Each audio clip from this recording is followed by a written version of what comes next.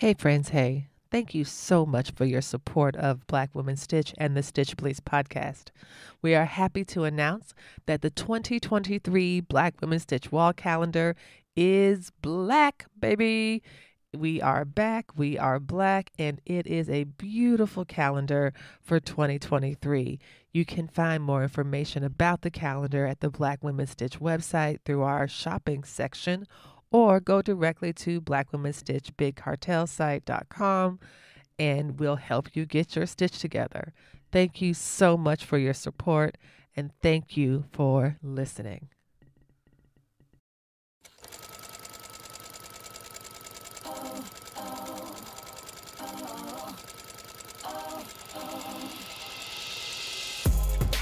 Hello, Stitchers.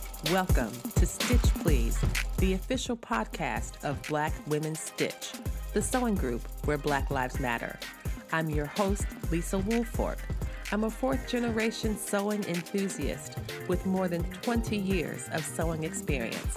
I am looking forward to today's conversation, so sit back, relax, and get ready to get your stitch together.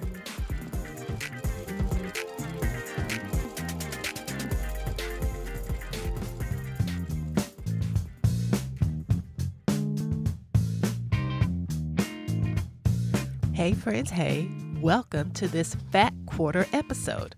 A fat quarter, if you don't know already, is a quarter yard of fabric that has a little bit of junk in the trunk, if you know what I mean. A little body yaddy yaddy. It's designed to be more useful for quilt projects such as applique or craft projects that requires a more robust piece of fabric. So a fat quarter is a more consolidated version of a traditional quarter yard of fabric. A quarter yard of fabric measures 9 inches by 44 inches wide, typically for quilting cottons. And that is not particularly useful if you are using paper piecing, for example, as a way to assemble your quilt. So instead of using that long, skinny rectangle, they use a fat quarter. A fat quarter in the context of Stitch Please means that each fat quarter episode will be 18 to 22 minutes or less. So here we go.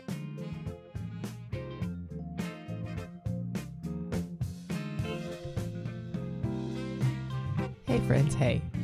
So happy to be here today. Hey friends, hey, and welcome to the Stitch Please podcast. As I say every week, this is a very special episode because this episode, y'all, you would not believe what happened. A very simple change in my sewing space led to a wonderful transformation of the entire thing. Just something so small. It involves my swatch cards. It involves this long, delayed unboxing of fabric that I got from Los Angeles and was very excited about when I bought it, and much less excited about it when it got to the house and needed to be put away. So that will be a future episode, the procrastination episode. But for now, I just wanted to share in a fat quarter episode, a short episode, as a fat quarter is between 18 and 22 inches long. This episode will be a short episode between 18 and 22 minutes or less. But I wanted to talk about how shifting your perspective and shifting something small in your environment can lead to positive changes overall. To begin, those of you all who've been listening to the podcast for a while know that I am very enthusiastic about all aspects of sewing organization. I love to get my stitch together. I feel out of sorts when things are out of place and all over the place. And I feel very calm when I'm cleaning up and putting things away. And I feel the calmest when things are clear and put away. I feel like I can think better. I feel like I'm more excited to create. I know that some folks love the chaos, and sometimes I do too. When I'm working on a project and I'm just doing something and I'm throwing a little piece on the ground, or I'm doing this and it's I got instructions here and part of the other instructions over there and a piece that I need. So I can sometimes work in that environment, but when it's all over and done, I need my space to reset to calm, reset to zero. And so for me, that's like a clear table, or that's typically a clear table, and I would say a clear floor, but yeah, a clear floor. Sometimes you take the lint roller out or the vacuum cleaner or the broom or whatever, but a few threads here or there is not going to make me distracted from a calm environment. But a cluttered table will absolutely distract me. All is to say, when I was getting ready to work on the fabric from Los Angeles, I realized the great benefit that past Lisa had given future Lisa by insisting that past Lisa bring swatch cards to Los Angeles just in case, she decided to buy some fabric at one of the most wonderful fabric districts in the United States, just bar none.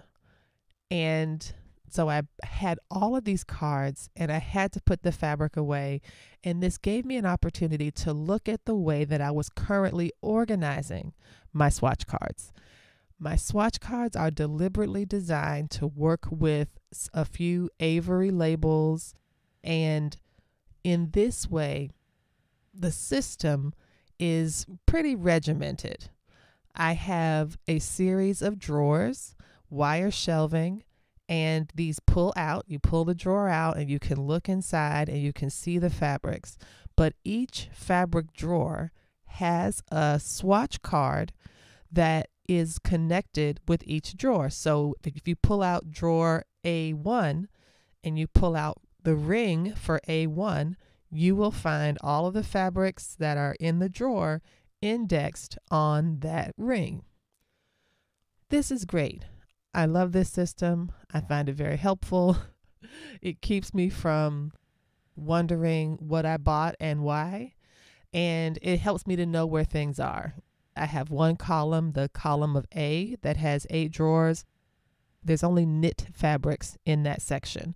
And if you look back at the episode I did on fabric acquisition, you know that when I put fabrics in a drawer, that is 3 yards or less. So it's between 1 and 3 yards if it goes in the column A or column B. Column A is for knit, column B is for woven. I also have sections in the sewing space where fabrics are over 3 yards or more. And if they are woven, they go in one section. And if they are a knit fabric, they go in another section, so that I always know which way to look or just have a rough idea of where I put something and why. But still, the cards themselves, those are the things I'm really excited about. I love the swatch cards. They are a giveaway. They are a benefit for the Black Women Stitch Patreon supporters. So if you are a Patreon supporter, you have access to these same cards that I use. And I also include the template number that you would need in order to print them out. And makes it really easy and ideally customizable.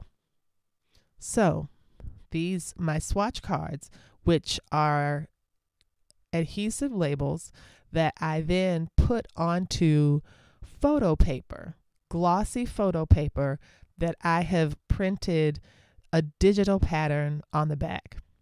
So I like this kind of uniformity. It really is very calming to my eye. It really does calm me to see rows of things and things in a certain order. And the swatch cards are no exception. My plan was, years ago, when I got the swatch cards and started building out the collection this way, was that I would eventually transition to a card catalog system. I failed to realize 2 things. One, the cards I made were a little too big for a standard classic/vintage card catalog. The second thing I failed to realize that it is really hard to find a nice tabletop serious card catalog. Fortunately, through the generosity of a librarian, I absolutely now do have one. I have this really lovely one, has 4 drawers. The outside is in really pristine condition. The inside needs a little bit of tweaking, but the cards can one day go in there, except that it's just going to require, I think unfortunately some cutting down of the cards to get them to fit in the right way.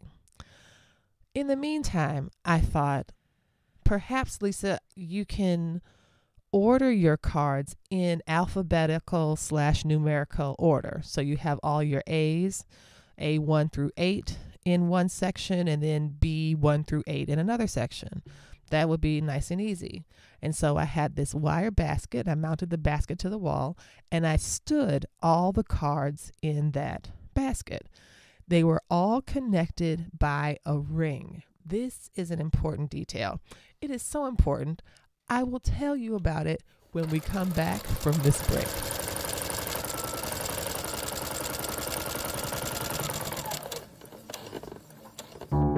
Hey friends, hey. Stop on by the Black Women Stitch Patreon page and help us gain 200 new subscribers by the end of 2022. The Black Women Stitch Patreon page has been recalibrated to reflect 3 levels of giving with excellent benefits in each tier. Beginning at $5 a month, the Black Women Stitch Patreon includes benefits such as videos of the Stitch Please podcast, monthly stitch ups, direct video messaging, a quarterly gift, and more. So check out the Black Women Stitch Patreon and help us get 200 new subscribers by the end of 2022. The link to the Black Women Stitch Patreon page is in the show notes. Help us help you get your stitch together. And thank you. Welcome back to the Stitch Please podcast. I'm your host, Lisa Woolfork, and we're talking today about how a small change can have a big impact in making your sewing space or sewing workflow that much more happy, cheerful, and organized.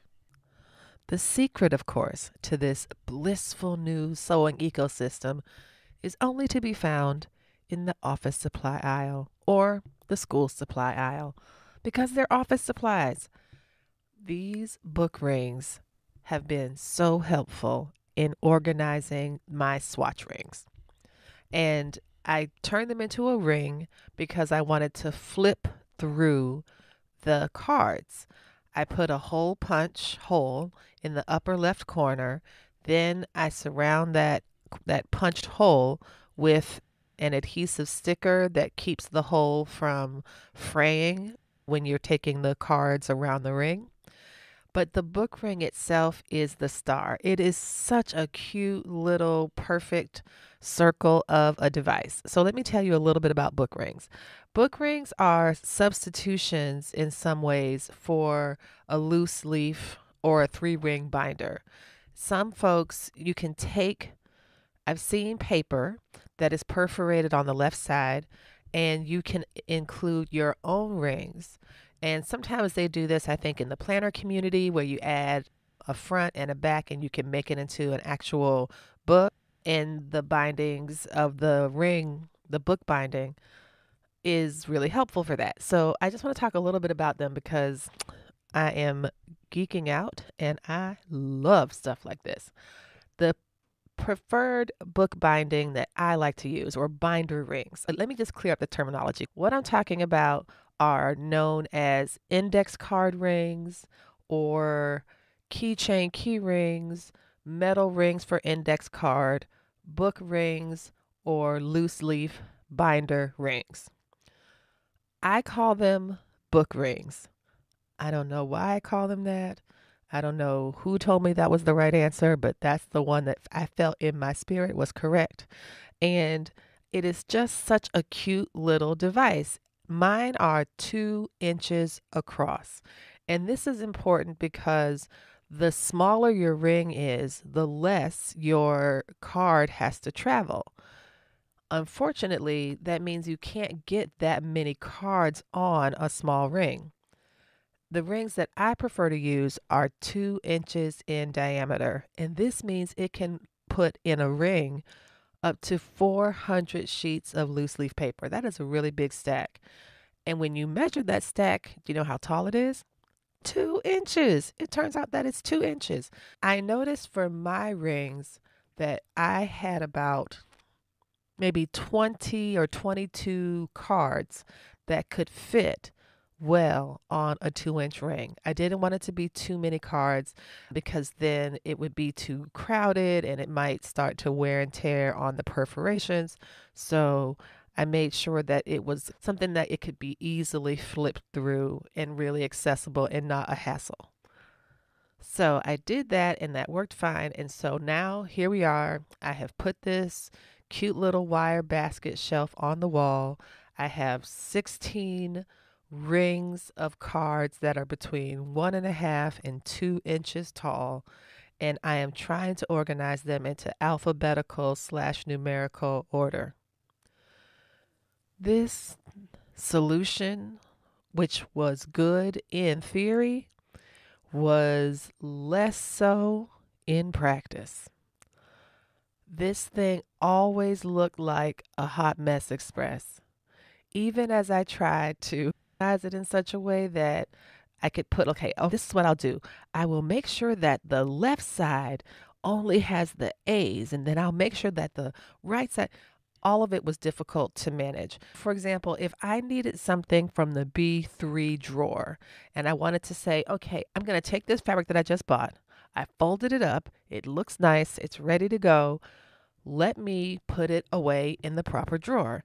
I will put this in drawer B3. Now, let me retrieve the card for B3.